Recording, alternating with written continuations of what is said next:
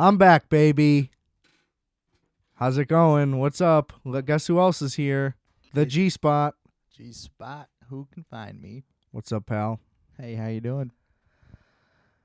I'm doing swell. Hope everyone at home is as well. Welcome to Requiem for Tuesday. I am your boy, Adam Pecora. Welcome back. Doing this one a little late.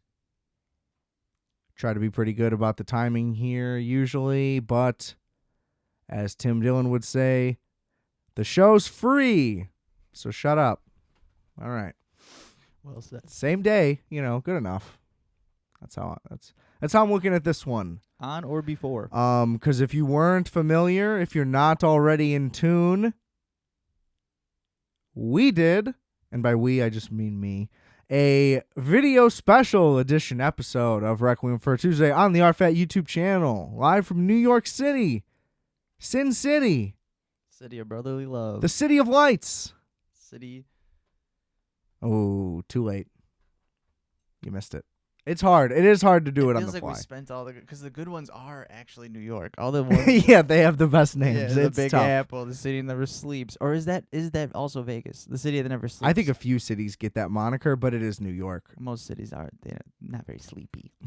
Not a lot of tired people. Yeah. So I feel like you can say that for But, yeah, go check that out. Not a lot of people did so far, so please do. It's pretty rad. Slow ride. It looks pretty good. Tried to do a good job with it. It almost didn't happen, to be honest with you, because I'm editing it. So, you have to record the audio like this so it doesn't sound like shit. You don't want to just do your phone. I just record it with my phone, 4K. I'm not buying a camera. No way, no how. I already got one. So it'd be redundant at this point. Yeah, come on.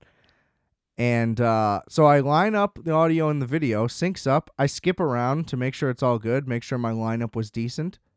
Good. Then randomly, and then I'm just like, okay, let me just check the end. You check a couple spots, it's in sync. I go to the end, way off. I'm like, what? Like bad dubs, like you're talking and then the words? Yeah, like the timing is just way off. Like it's not lined up with my movements at all, and it's very jarring. Like not even remotely close. So it's like, how did this happen? So I made sure, again, went back to the beginning, super lined it up, like as carefully as I possibly could. Go to the end. It's still fucked up. But then I go to like 40 minutes in, and I just kept winding it down. So then I just found a spot. There's an audio glitch in the episode. So the audio file that's why it's jumping. It had one little part where, like, I don't know, I must have kicked the cord or something. And just glitched for a little second. Throws off the video, though, completely. So I was like, dude, I'm going to abandon this. I can't figure out the problem. Eventually I did. Product is there. Think it looks great. Very proud of it. Go check it out. RFAT YouTube channel. Linked in the description below. Along with everything else, the merch, rfat.bigcartel.com, music, all below. Go check it out. It's all great stuff. All great stuff. Whew. Tote bags and pens and coasters and stuff. We got stuff. Is that copyright? Maybe, I don't know. The way that, because I spoke with Justice yesterday. He'll finish season 1 eventually, so microwave minutes. Or more. Yeah. Kind of a weird way to do a season. I like his approach. It's been new. Very unique. It's a hot take. Yeah. Talk about a cliffhanger. But yeah, he's a pioneer. Coming. Yeah, that guy. He's something. Space Cake's the maintenance guy. Yeah. So we're going to be a little late on this first topic, I think, because we're behind the ball. We're a little behind the ball because of the New York expenditure in between. Expedition. What's an expenditure? Money. I spent money. Well, it's both then. Yeah. You added. Doesn't make me incorrect. No, I was adding. All right. Yes, and. You were not doing that, though. Don't yes and me. Fuck improv. That shit's corny. I don't yes and anybody. It's still a good formula. No, it isn't. Especially for... No, it isn't. Positivity is not a solution. It's false hope. It's no good. Don't like it. Moving on. I'm a monster. Point take. Anyway. Hit me, baby. We missed the Oscars. We did the Oscar nomination show. We didn't do the Oscar recap show. Head ass. See, the thing was, I was like, I knew that I'd be able to fill the time with my tales and complaints of travel. Yes. So I figure I save the goods for when we're back in the studio. Listen to this beautiful audio quality. You're not going to get any audio glitches in this episode, ladies and gentlemen. Not a chance. You know? We don't kick cables around here. Well, and you know what's funny? I apologized for the audio at the end of the episode, not even knowing about the glitch. So it all just worked out. It just doesn't sound as good. Because here I am back in my multi-million-dollar Dr. Dre envious level home studio. Anyway, I'm the in Oscars. a jacuzzi right now. The Oscars. They happened. People were mad, as always. Angry. See, the thing is, like, the Oscars are like a lose-lose thing. Like, everybody's mad basically no matter what. Damned if you do. Damned But, if you don't. because, I mean, it's strictly, if you love one thing and you, like, really want it to win, that's going to fuck your shit up. And, there's always the big diversity problem. Every time. Every time. And it's a big, it's ironic. Like, what? It's a tricky situation. You know what I mean? Tread carefully. If it's very tricky. It clearly was not equal for a very, very long time. And they are now making an effort to try to do that. And that's great. But then it's like, if the person in your specific group that you're backing to be boosted doesn't win, then they're offensive again still. It's like, well, no. You know what I mean? It's like, They can't win every time. Yeah. Then that's not an award show either. You know what I mean? Like, it's tricky. Yeah. I mean, unless you just truly believe that they should win every time because they are the best. And then there's clearly something off. But if you're saying which was the problem before, though. That was the problem before. Yes. So it's like, and then the pushback is like, well, shouldn't we just balance it out? And it's like, well, the white people now don't want to balance it out because then they see the imbalance. They're like, well, that's not fair to us now. And it's like, well, we're juggling balls here. Yeah, awards are kind of whack. It can't be fair. Yeah, it can't be fair to anybody. The whole thing is just fucking some random people's opinion anyway who just happen to be grandfathered into this crazy job at the fucking, what is it? The Academy of Motion Picture Arts and Sciences.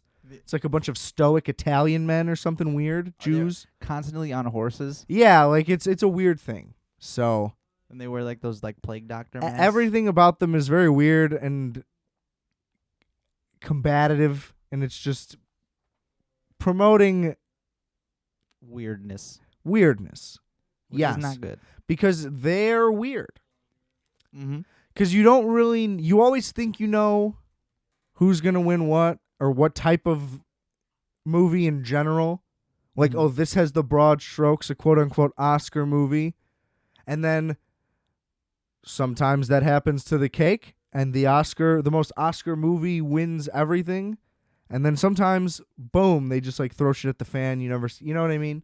Yeah, it's always a wild affair. And also this one, they held it in the fucking train station in L.A.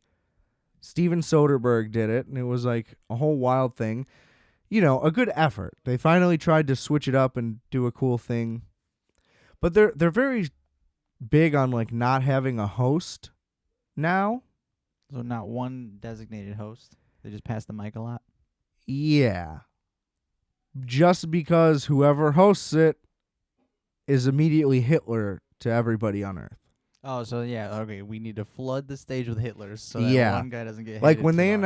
announced Kevin Hart as the host, and then he got fired because of stuff from his stand-up routine. Oh, which is why he got hired. Yeah, because he's it. But then they're like, look at this joke he made. Isn't he they're like, look at this joke that we found. And it was like in his biggest Netflix special that like blew him up in 2010. After a lot of digging. And it's like, yeah, I loved that joke. It was hilarious. And you did too until yesterday. So yeah, that was a big controversy when that happened. And that was really stupid. And then he got in trouble for like not being sorry or something. I don't know. Whack. Yeah. Get in trouble for he was not being he sorry. was supposed to be sorry for the thing that made his career. It's like, okay. Yeah, it's not. Let's go through the list now.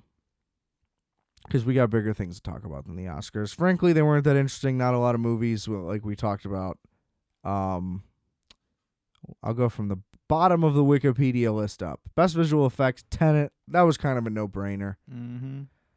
any like smart use of CGI that's not very explicit, that's gonna win. Like Godzilla vs. King Inception. Kong, not gonna win unless there's zero competition. Godzilla vs. King Kong, fun movie though.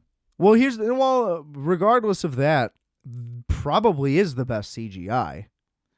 The whole movie CGI is basically an animated movie. Yeah, was the thing I said on one of the episodes. Yeah, I think.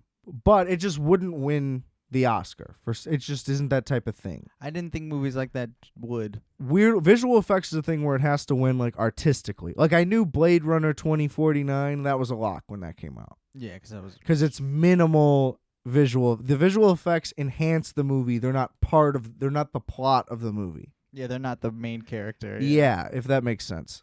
So I kind of knew Tenant was going to win. And also Tenant was up against the one and only Ivan, never heard of it. Mulan, heard it was a train wreck, definitely didn't watch it, have no interest. It was outrageous. I saw it. I'm sure.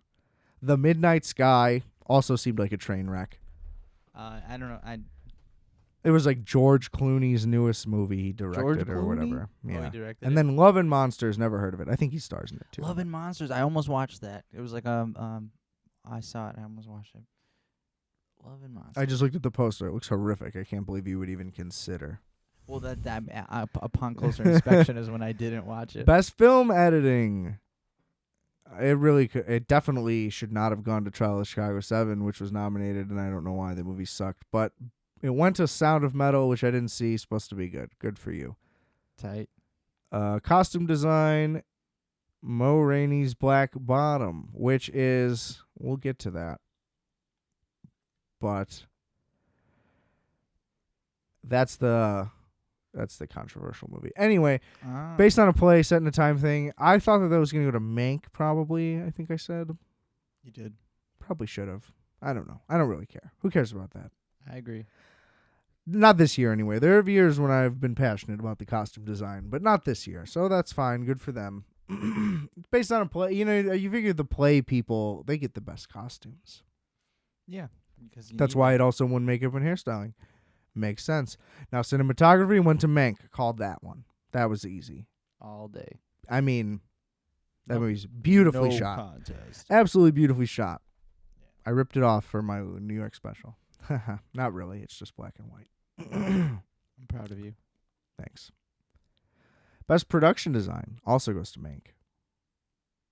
Naturally. Probably could have saw that coming too. Same thing. Period piece thing. Some of these are a domino effect. Best sound. Sound of Metal. Who would have guessed?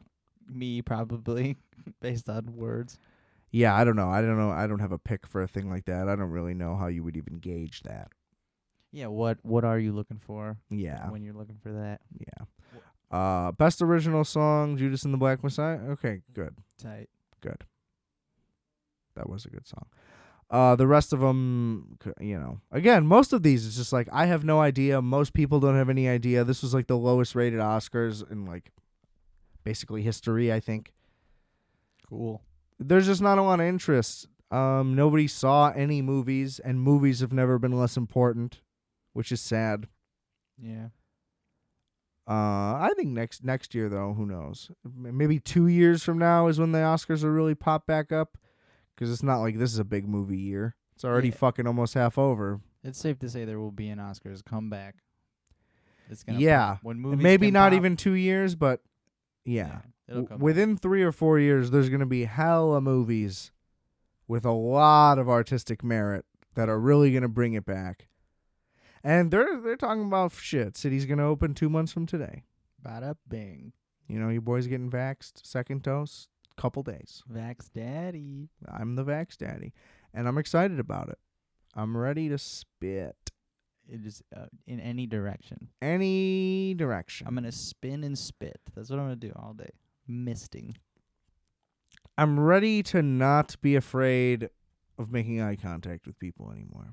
Oh, I was afraid already. Classic. Original score. So this was fun. It goes to Soul, which I think we said was going to happen because it was predicted. I wanted it to just go to Mank. But so Trent Reznor, Atticus Ross nominated twice. They were basically guaranteed to win. And then they won. Clutch. Good for them. They're the best. Animated short film, no idea. Live action short film. What's it called? Even less information. Two Distant Strangers. Actually, Van Lathan was a producer on that. He's like the TMZ guy who yelled at Kanye West. Really? Yeah, so he got an Oscar. He also does shit at The Ringer. He's funny. I like him. Cool, man. Yeah, good for him. Cool concept too. I haven't seen it. I want to see it. I don't know how to see it. That's probably the problem. And I don't want to pay to see it. So if that's how you have to see it, I'm not gonna. But it's Groundhog Day, but for a black guy. So at the end of the day, he keeps getting killed by a cop, and he can't figure out how to fix it, no matter what he does. I want to see that. I'll pay to see that. Sounds great, right? We could split it. No. Or I'll pay and you could watch it with me. Nope. All right. Short film, free. Short film, no fee. Nobody's paying to watch my shit. Anyway, best documentary short subject. Even less interest. Documentary feature, Octopus Teacher called it. It was the Netflix trend. Everybody fell in love with it. I didn't watch it. Octopus Teacher. Yeah, oh, you would cry, you soft teach an little man. octopus? You're a soft little man. No, the octopus is the teacher. Is it an animated thing? Or is It's it about a an octopus? documentary, my friend. It just sounds so ridiculous that The man learns from the octopus. Yeah, they can get themselves out of jars. They're super smart. I want to watch this now. See? It Yeah. won the I will- Oscar for best documentary. I mean, will it's cry. going to be a good film. You will cry. Yeah. I know what happens. You'll cry. Can we say it? No. Okay. You're going to watch it and cry. Can you tell me after? No. No spoilers. How dare you ask me to betray? It's important to me to know the ending. Best international feature film. Nobody gives a fuck. About it? Why? Because nobody gives a fuck. Because there's no Parasite this year, and we're not being woke about the category anymore. What's the title? Another Round. It's a Danish movie. Oh, white people made it, so nobody cares. Danish movie. So you eat it for breakfast. Yeah. No, I don't know. I'm sure it's a great film, but it's just Dessert? like nobody. There was no big breakout one. Like there was Roma a couple years ago from Netflix. Yeah. That was like nominated for Best Picture, just like Parasite was too. Like they were so big. Whereas like this one, they just stuck to their own category. No knock on them, actually. But yeah, never heard of any of these. Who knows? Animated film Soul. I mean, there was no question. Mm-hmm. There was no question. Adapted screenplay. The Father. Don't care. Don't care about any of these either. A lot of dolls. And here's the thing. I'm sure these movies are good, but it's like, I don't want to watch The Father because The Father is about a man getting Alzheimer's. It's like, great. Wow, what an adventure. You know? It's just not what we need right now. I don't go out of my way to watch bummers. That's what I'm saying. If this year has done anything to me, I'm out on the bummers. Out. Yeah, I'm bloated. I'm to the knees. Life's been a bummer. For real now. I thought it always was. It wasn't. It's bummer now. So I want fun. Give me fun. You know? Yes. Let Andy Samberg make a movie again. Please. It'll be fun. Hot Rod was rad. Well, didn't you see Palm Springs? I did. Well, that was more what I was talking about in a more recent thing. But yeah, Hot Rod was good. Yeah. But I was thinking, because a feel-good classic like that would be nice too. Absolutely. Well, somebody needs to let Seth Rogen make more movies again. Best supporting actress. Oh, it was the chick from Minari. That's right. That was a big deal. That was the big win. I forgot about that. That's good. I mean, there was no real. I thought Amanda Seyfried was going to win for Mank. She really did deserve it. But, the other chick, I'm assuming, did too, seeing as how she won. Right? Can't complain. Again, In the pudding. this is a year when no matter what, like, I'm not that passionate about any of them. Even the ones where I'm like, that was so good. Like, there are certain years where a thing is, this is how I get hooked on them. It's not like I've seen every nominee almost ever in a category. That's just hard to have happened. Yeah. And I don't seek that out. It's easy to do if that's your goal. But the only times I'm like really passionate is like when I'm like, that was so good that like there's no way another movie this year has better cinematography. Like with Mank, there's definitely not a movie with better cinematography this year. I don't have to check. Yeah, hands down. Like, you know what I mean? Just like on site, that wins. So like if it would have lost, I'd be like, that's pretty fucked up. Yeah, because you had your heart You know? set on it. Well, and it was like a thing like 1919 or whatever that movie, 1918, whatever. 17, I think. There you go. That movie, everybody, because that was like an Oscar movie, right? So everybody thought that was a lock to win everything. It luckily didn't. But cinematography, Roger Deakins, it was a lock and it won. Thing like that. But so yeah, there was no thing like that this year. The closest thing would be Daniel Kaluuya, who I thought was unbelievable, and he did win. Nice. And we'll get to him actually. I'm just gonna leave that category to the side for right now. Actress Frances McDormand won again, her third, like we said. Indie Meryl Streep. Bada boom. But actually, technically, what she's done is more impressive than Meryl Streep. Meryl Streep has 3 Oscars, but one's a supporting. Frances has 3 leads. Ooh. That's the most potent Oscar you can get. It's a big deal. She's the only other. I think there's like Katharine Hepburn's the only other one. So basically 0 remotely modern actresses have done it. Wow. Best actor. Okay, so this is where it got crazy. Best actor went to Anthony Hopkins, who wasn't there because he's an old man and he's on vacation. Amazing. Yeah. And amazing. But so the controversy is everybody thought Chadwick Boseman, rest in peace, was going to win. Yeah. From what I hear, his performance was incredible and very deserving of winning, as was everyone's. Like, this isn't... So everybody reacted like it was one of those big, how dare you? Like, what a slap in the face. This is an embarrassing result. Like, gaffe that happens all the time. But it wasn't that. It was just a nice all-star kind of... Anyone could have taken it. People overreacted, yes. Basically because Chadwick Boseman sadly died. Which is a reasonable reason to be upset. And the person who won was on vacation instead of being And there. he's an old white guy, which is who is the enemy at the Oscars. Yes. And again, it's technically rightfully so. So it's hard to be like, that's bullshit that you would react that way. Like, that reaction is justified based on years of the same result happening. Yeah. So it's hard to be like in this because in this instance, yeah, it's not fair, but overall pretty fair reaction. And it's a big if, but like if Chadwick Boseman, is alive, not as big of an outrage. Quite simple. You know what I mean? Like, it's not like that was such a lock and they threw it away. It's just like disappointing for fans who are sad. You know what I mean? So it's not. I'm not even really critiquing people for being upset. Well, that was my initial reaction is always to look at it from the other way. So my initial reaction was, I'm mad at you people for being mad. Yeah. But then I took a step back and it's like, well, you should probably, like, I get it, but you're wrong. Yeah. But at least this time you can see where they're coming from. Yeah. But good for Anthony Hopkins. Anybody could have won. I wouldn't have been surprised if Gary Oldman won. Gary Oldman. He's awesome. Your boy. And then the other shit went to Nomadland again, which I didn't see.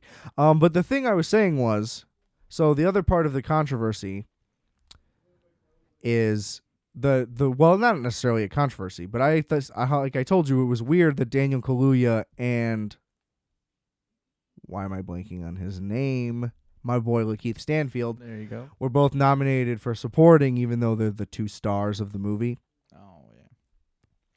But I think it was because, this is just my theory. This probably doesn't even remotely make sense in how the show works. But my theory is they knew they were going to give one to Anthony Hopkins because the Oscars loves to give legacy awards. That's a big thing. So what, like... You get it because you're old and you didn't get enough. Like, you know what I mean? You got passed over a bunch in the past. And then they basically give makeup awards. Again, he earned this award. Sorry we didn't do it for you earlier. Basically. So they knew he was going to get one, but Kaluuya was so good that they had to give him one. So they're like, let's put him in supporting. That's my theory. At least, He got one. That matters more than him being in the wrong category. Because if he was in the wrong category and then still lost, it's like, well, all of this was dumb. Yeah, because then the nomination means less, and he didn't win it. Yeah. You know what I mean? You'd rather win Best Supporting than lose Best Actor, but if you're gonna lose, you'd rather be in the lead actor category. Yeah, at least lose to a champ then. Exactly. You want to lose to fucking...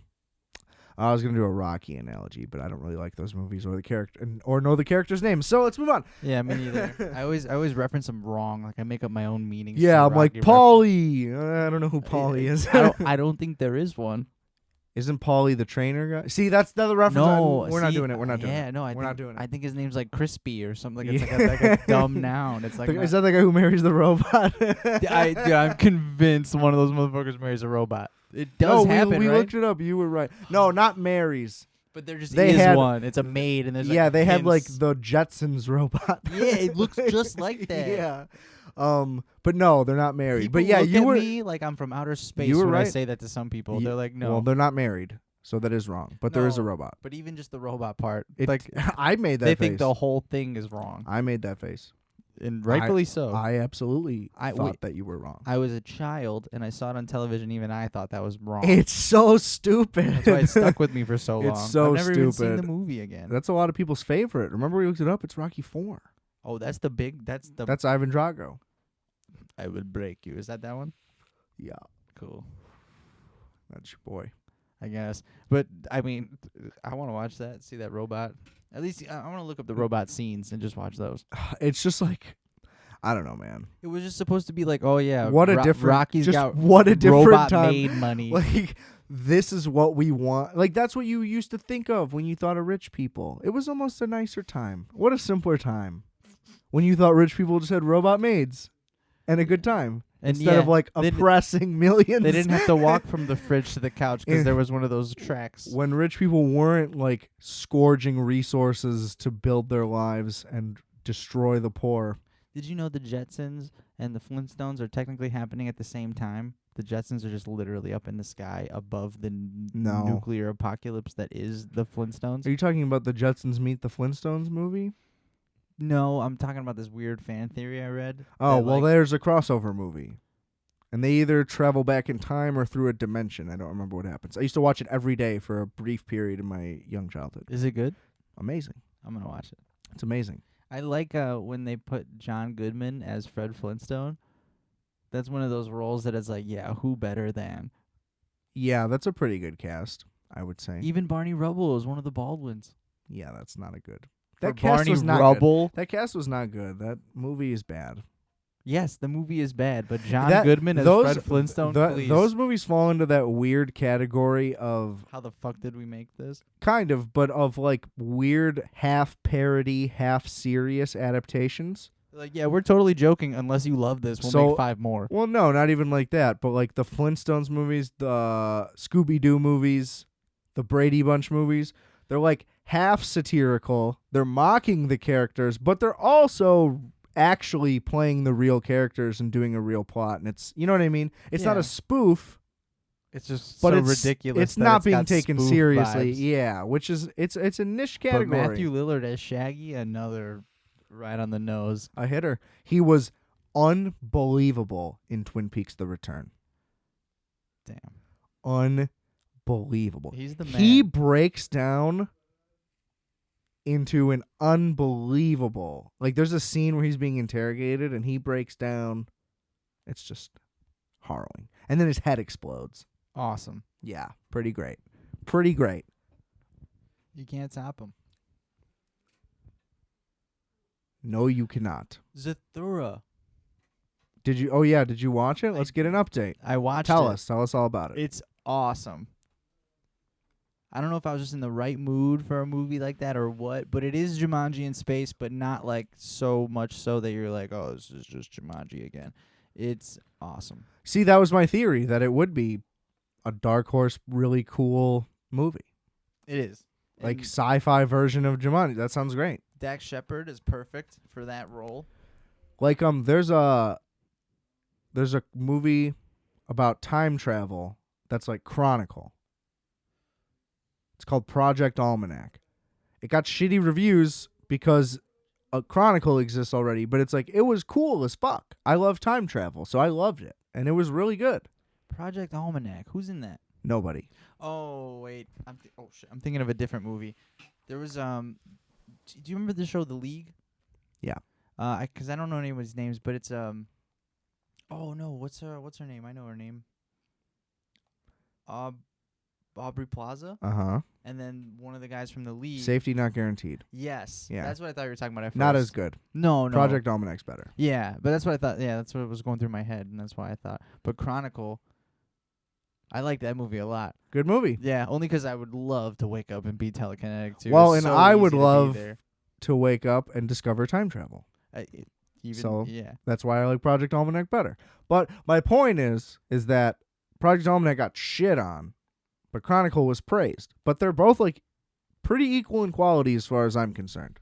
yeah, and they have a different shtick, so why not? So that was my theory with Zathura, that it probably wouldn't have like that generational grasp that Jumanji has, because I don't know, for whatever reason, I feel like that movie's important. It's about rich white kids. I don't know. It's hard. I mean, the house had to be pretty. No, big. I don't know. That kid went through a lot. I'm just saying it was like for kids regular divorce. Kids who are dealing with stuff, they could kind of watch it and feel something. Anyway, I just feel like Zathura doesn't have that kind of impact. Robin Williams has impacts on children. That's his thing. Oh wait, were you saying Jumanji has a bigger impact? Yeah. Oh yeah, I agree with you. I thought you were saying the other one had a bigger. No, impact. I'm saying so. That's the difference between the two that I would expect. But I bet in quality of movie they're similar. And that's why I think that like the modern Jumanji movies are blasphemous. But like Zathura, cool. You're pivoting. That's better.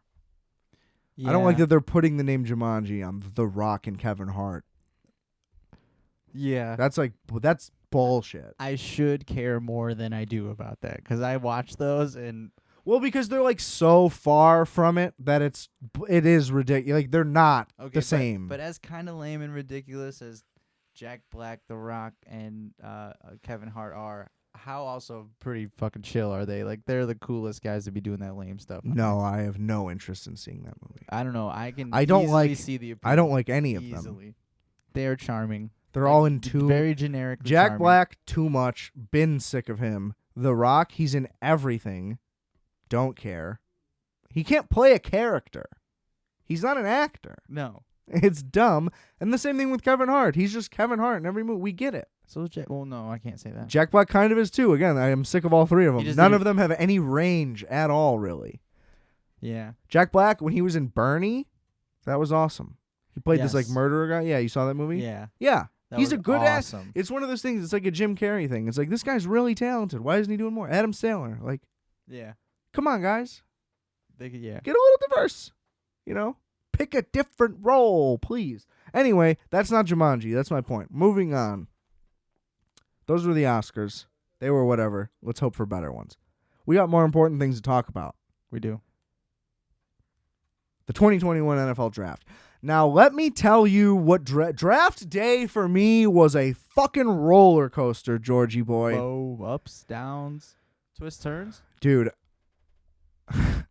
Barrel rolls. So I woke up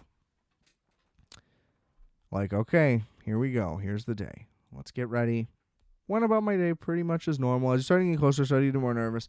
Anyway, maybe by like noon, I'm starting to really think about it. I'm like looking over draft positions, mocks and stuff. I've been keeping up with it anyway. I'm listening to every podcast that's coming out, at least for the ones that I like, you know.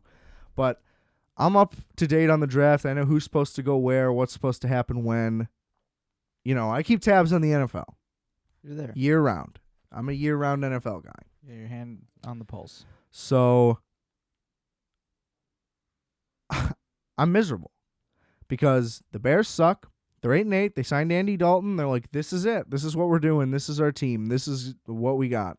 Our pick was 20 because we barely made the playoffs, which we shouldn't have done, and it ruined our position at getting anything good.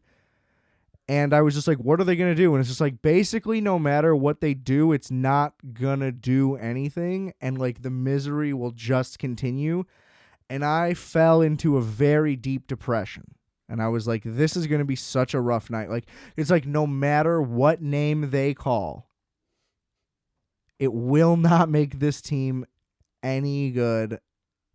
And I will still be really sad. And we squandered all the potential. Because again, this is still going back to like we built a team 2 years ago with a slightly competent quarterback, definitely could have won the Super Bowl. And most of that roster is still there, so there's still hope, but just not with what we got. So it's just like, this is going to be rough.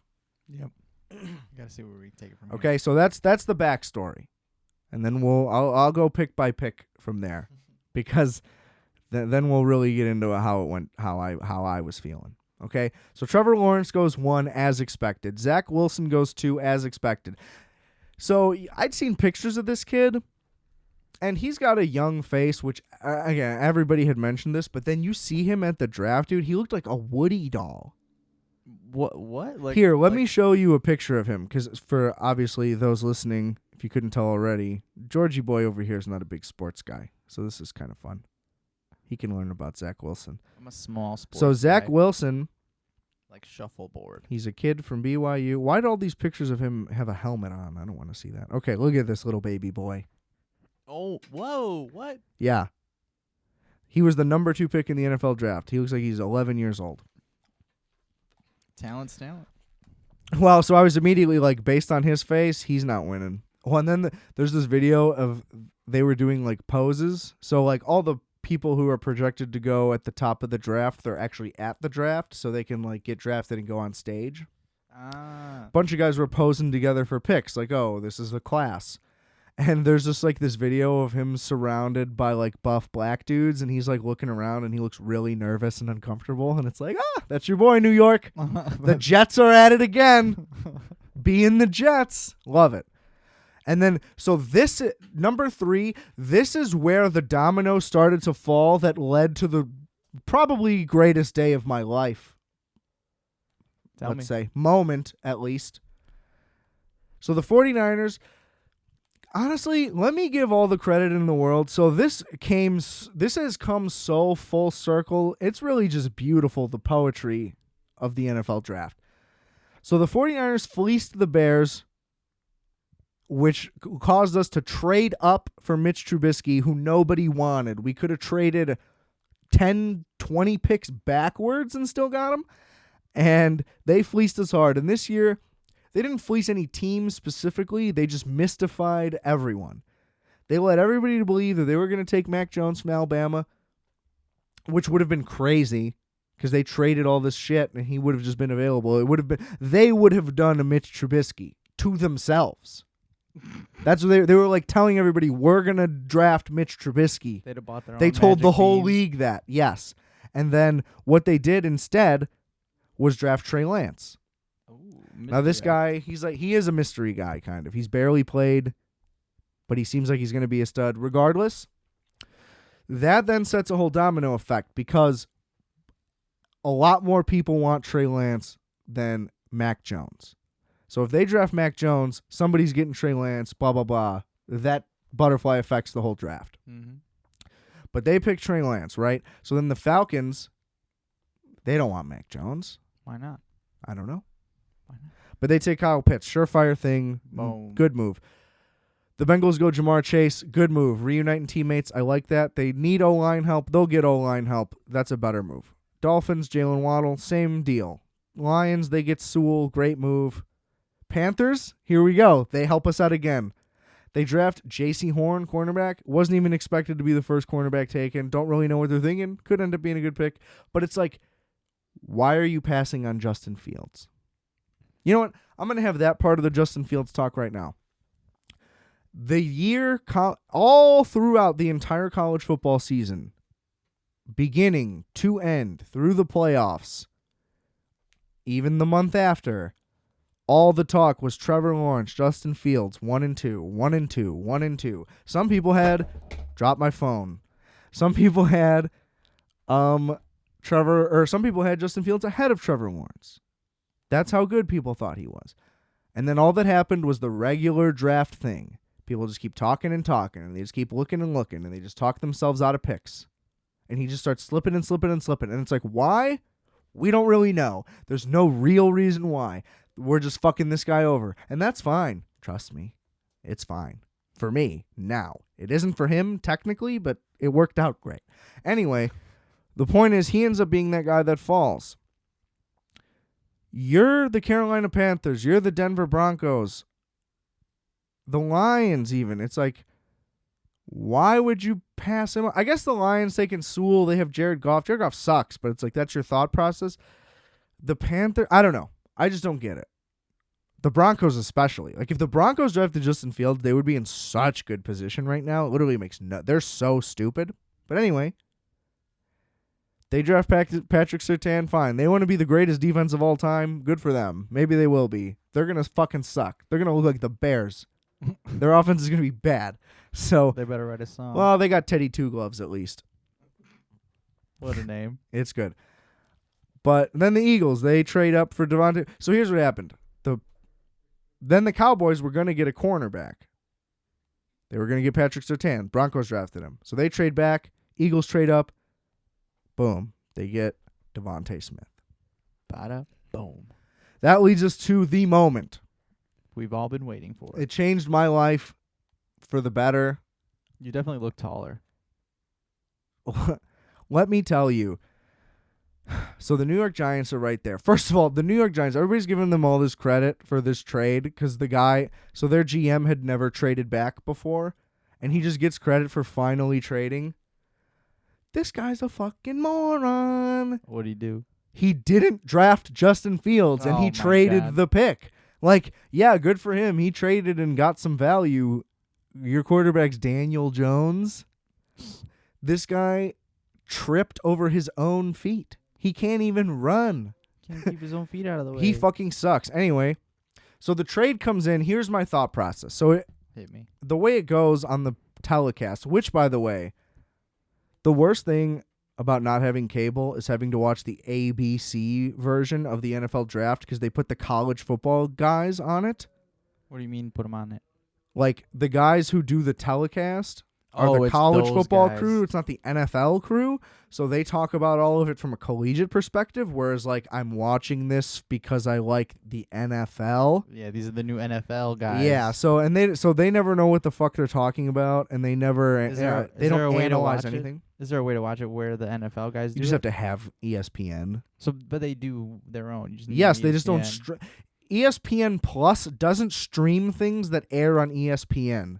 That's how stupid that service is still. Do they stream things from like ESPN2 and weird stuff? Yes. So the technology's there. They're just not doing it. I don't know what it is. It's licensing or it's something. It's but cheddar, baby. It's always cheddar. But regardless, that's all ESPN. I don't know. The NFL doesn't want to be on ESPN Plus. Also, it doesn't make sense. It's dumb. I got through it. Anyway, so it just says, boom, trade. And I'm like, oh, fuck, the Patriots traded up? Because there was all this talk. The Patriots are at 15. There was all this talk about Justin Fields falling to them. And that was my mentality this entire draft, mind you. That was why I led with this.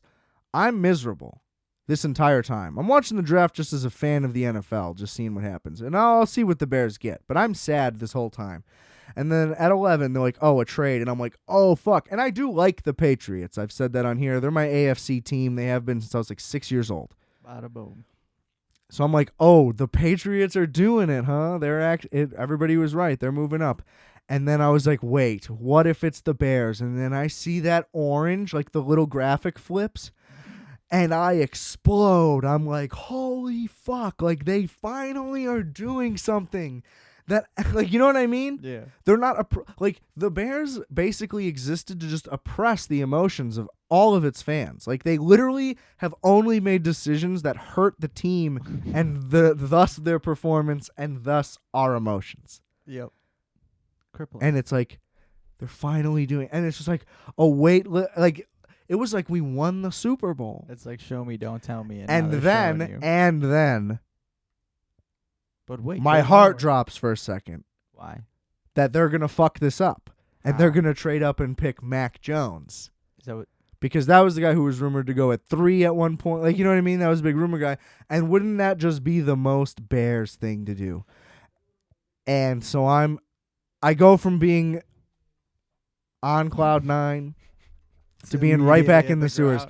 To being like, oh my God, this is even worse than us doing nothing. And then Roger Goodell walks out with some dude, and he goes on this spiel. It takes him like 4 minutes before they announce the pick. I'm losing my fucking mind. It was the first time they'd done it all night, or at least that I'd noticed, right? It's the only time that I wanted to get out quickly. and they say Justin Fields, and I reignite my flame. Wow. And I have been excited. And it's like, oh, the Bears gave up a lot. They didn't give up that much. All we did was swap picks. We gave up a late rounder this year. So we swapped picks, gave up a late rounder this year. Not bad. Next year, we don't have a first, but we have Justin Fields. Yes. And we were already a playoff team without him. No, for sure. Bolstering that. So, like, that first-round pick will, again, not be that good. It's just like, that's not that big of a thing to give up. Yeah. You know what I mean? Even if they miss the playoffs, we're going to win 7-8 games. You know? Like, the pick, what I'm saying is, like, no matter what, we didn't, like, lose, like, the third pick in the draft next year. Yeah. It's not going to be that big of a deal. And the better the Bears are, the worse that pick is. We got a fucking quarterback for the first time in the history of the team. Well worth it. And then they give up a late rounder next year also. Who gives a fuck? Nobody. So really, in my mind, we only gave up one first for him. That's how I look at it. You know, you can get another third or fourth trading anybody, doing whatever. It takes money to make money. If it takes 2 firsts to get the best player we've ever had, I'll give you 6. We were talking about trading for Russell Wilson. They were gonna give him half the defense, 3 first-round picks. You know what I mean? They were gonna give up everything we had, and I was thrilled. I was all in for it. Can you do that? Can you trade multiple players for one player? Yeah. That's outrageous. As long as it fits, there are certain things you can't do. Like, you couldn't trade somebody like your next 10 first-round draft picks. There's a cap. Like, you can only do 3. No, you'll have them forever, but you can't do things that are so detrimental to your team that it would, like, ruin it. Yeah, because, like, hey, buddy, you might not even work here by then. Because there's rules against tanking. Like, you don't want teams to lose on purpose also. Like, I could just trade you 10 picks for a guy that sucks, and now my team will be bad. And you know what I mean? I bet $50,000 that my team's going to lose. Yeah, whatever. So, like, there's rules for things like that, but basically, no. As long as you can make it work financially, you can trade anything for anything. You can trade coaches, technically. Cool. Can we trade equipment? I don't know. Not the point. But I know. So he's like the best player we've ever had, man. And it is just the franchise instantly turns around. And people, here's what bothers me is that, like, everybody in sports media is just so inclined, and they show it. Just like, it reminds me of almost like Trump, how he would just lie and then, like, say he didn't, and then people would believe them. Like, they just make up a thing and then they stick to it, right? So everybody's thing is that the Bears suck, which they do, but they suck because of Mitch and then Nick Foles, and then the offensive line wasn't that good. But now they have Justin Fields, who at one point was the number 2 pick in the draft, but somehow the Bears now have a long way to go. They addressed the only gaping issue they had. Ah, okay, yeah, they patched the ship. But everybody's like, yeah, I don't know, maybe in a couple years we'll see. And it's like, wait, so is he one of the best prospects to come out of the draft? Or are the Bears the worst team in the NFL or something? You know what I mean? It's just like, it doesn't make sense. I don't know how we could improve our team and now we're worse. Yeah. They don't want to. There's a weird thing now where every narrative has to be, if your team isn't actively in rebuild mode, then your team just should be. Like, the 2 things that get acknowledged in conversation in sports journalism are you're either a contender or you're atrocious. There's no building anymore. Like, nobody gets credit for being middle of the road and, like, getting there. Now, we missed our mark. We had a peak and lost it. We definitely have we dipped. I'm not saying we didn't suck and we're in a horrific team. But, like, our star running back tore his ACL. You know what I mean? And it's like, we're getting a lot of pieces back and we made great additions. So this weird theory that, like, we're going to win 4 games next year, it's like, that doesn't even make any sense. That was never a thought in my head. But that's what people seem to have wrong. Like, Bears fans are miserable because we can't go either way. Yeah. We're stuck in the middle of the fucking road. It's the worst place to be. Because at least when you suck, there's hope that you could get Justin Fields. Like, there was no thought in my mind that we could get him. Or we were going to have to give up so much. And that would be a risk because there is a chance that he's not good. Yeah. Not in my mind right now, the way I'm happy about it and the way he looks. You know what I mean? I've been watching, like, Instagram stories. He was at the facility in, like, 3 hours. He's already working out with logos on, and I am, like, so all in. You know what I mean? Yeah. And I've never felt this before because we've never done this. We drafted Mitch Trubisky. Yeah. You know what I mean? This is how it would have felt if we got Deshaun Watson, which, like I said, if he's a Predator, this may have all been just the long haul best thing that ever could have happened to us, other than just getting Patrick Mahomes. But, again, I'll go back. Nobody knew. Nobody knew about Patrick Mahomes. So anybody who wants to act like they did, they didn't. Yeah, lying. Bandwagon. Yeah, very few people did. And so, yeah, I don't know. I just think, like, the Bears are back. I'm 100% in. Ride or die. And I think Justin Fields is going to be fucking great. Dude, he's Cam Newton, but he's good at throwing. It's like this Cam guy. Newton, but he's good at shooting. This guy is unbelievable. Like, you watch him play, and it just doesn't seem correct, the things that he's able to do. Defying gravity. He's like the second fastest guy on the team. He's from the moon. He's the fucking quarterback. It's the best thing that's ever happened, and I'm thrilled. So that was my sidebar note for talking about the Bears for the NFL draft. We'll keep going through the first round. And then we'll go back to the Bears because we got to talk about their other draft picks. But, like, let me tell you, like, this is a monumental thing. Whether you're aware of it or not, this is, like, the biggest thing that's ever happened. And people are honestly selling it short. Like, people in Chicago should be excited. And people want to be like, oh, I don't know, like, what if he doesn't pan out? Why would you think he wouldn't pan out? Like, that's the wrong mentality to have, baby. Like, we're back. Yeah, that's and by back, like, we're here for the first time. This is something we've never had before. Don't call it a comeback because we've never been here. He's going to be a fucking stud. And I'm excited. And we'll finally find out. This was also my theory. Is Nagy good and Trubisky was holding him back and, like, it's cycled into bad offense? Or did Nagy just get in his own head and he sucks? We'll find out because now he's got a guy who's got the talent to execute. He can throw to his left. We confirmed it. Mitch Trubisky literally could not throw to the left side of the field. Always incomplete. Wow. Not literally, but like 20% incomplete. Enough to be ineffective. Yeah. Justin Fields can do it. So he can do a lot more than that too. Then the rest of the way, it kind of went pretty chalk a lot of the way, and a lot of teams were pretty smart. You know? Cowboys, they need a lot. Like, see, like, the Cowboys suck. They should be miserable. But then they draft a linebacker, and people are like, well, the Cowboys next year, you know, defense might be better. Dak's coming back. It's like, really? Okay. That's what we're talking about? Yeah. They're like, yeah, Chicago has a lot of holes. I mean, the defense is good, and they've got some playmakers. It's like, so where are the holes then? The offensive line and quarterback? Again, just fixed it. Like, where's your analysis? It's clearly stacked. Well, it's not stacked. It's just like, why aren't you looking at what you're saying? Like, to me, like, the Jaguars aren't going to be one of the worst teams in the league next year. They improved so tremendously. It's just like, they'll still suck, though. But they might win 6 games. You know what I mean? It's just like, how are you not analyzing the astronomical growth they make in one draft? It matters. Yeah. You know what I mean? The Bucs got Tom Brady. They won the Super Bowl. You know what I mean? Like, one player can really make a difference if there is a roster. Like, the rest of the roster's there. So, I don't know. Yeah, so we go linebacker, tackle. The Jets trade up to take a guard. They probably didn't need to trade up. Probably a dumb move. Whatever. I mean, he's a good player. Patriots get Mac Jones. I don't know if Mac Jones will be good. They might be able to make him good. It's hard to say. It's a crapshoot. Quarterbacks are always a crapshoot. You never know who's going to be good. Justin Fields is going to be one of them, though. Yeah. One of the 4. Ooh. Cardinals go linebacker. Oh, the Raiders, they reached and took a tackle. Basically, their mentality is like, we're going to take the guy we want if he's available, which is like, yeah, that's fair, but if somebody's willing to trade and you could just get your guy later, you should. But that was really just their big knock. Like, draft nerds love ripping people apart for things like that. Can't believe he didn't trade back. It's just like, well, they could just not trade. You know what I mean?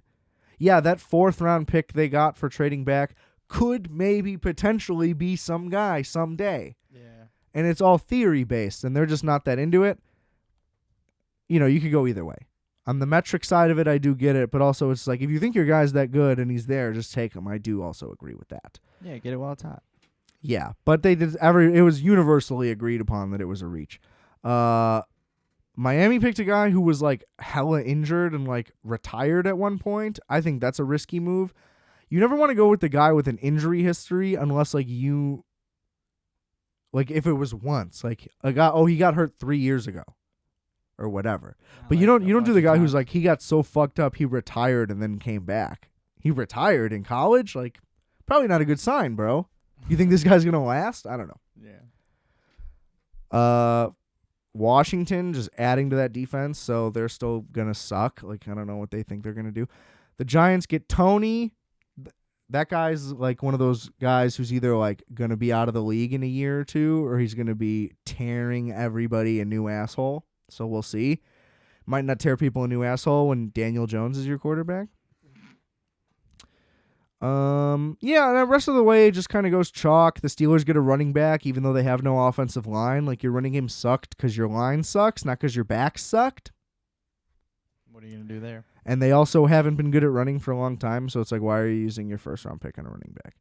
I don't know. Dumb. And yeah, the rest of the way, nothing exciting happened. Everybody just kind of went with whatever. No big names came off, blah, blah, blah. But the Bears then in the second round trade up again, and the guy they drafted, a lot of people had predicted for them to take at their original slot at 20 in the first round. Whoa. So basically, the Bears get 2 first-round picks, quarterback, offensive lineman, the 2 biggest areas we need. Then we end up with not a pick until the 5th round. We get this other big, monstrous motherfucker at O-line. If we have any kind of coaching, we'll turn him into a stud. The team's ready. If we get the offensive line going and Justin Fields properly brought in and we make sure he is ready to play, we're good. And we shouldn't bring, honestly, no matter how, not no matter how good he looks, but they should hesitate to bring him in until they're confident in the O-line's ability to protect him. Because he could come in and tear the league up and get his ass fucking kicked and we can lose a bunch of games and then it's not worth risking that for him. You know what I'm saying? Yeah. Like Joe Burrow got his ass fucking beat last year and people were like, it's only a matter of time. And eventually he tore his ACL. Damn. On like a freak play too. It wasn't even out of maliciousness. Like he was getting like clobbered and people thought he was going to, it looked like he was going to like lose his ribs and shit. The way he was getting knocked around and concussions and stuff. None of that happened, but he still got hurt. We don't want this guy to get hurt. I don't want this guy to get hurt. So that's my only thing.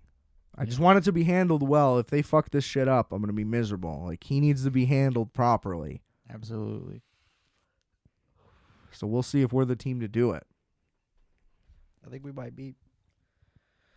Well, history would say otherwise, Georgie. Truly, we're breaking molds. History would say otherwise, but I'm very excited for the NFL season, as I always am. There's other sports going on. Table tennis. Always. Slap. But no, NBA playoffs are coming. The Bulls suck.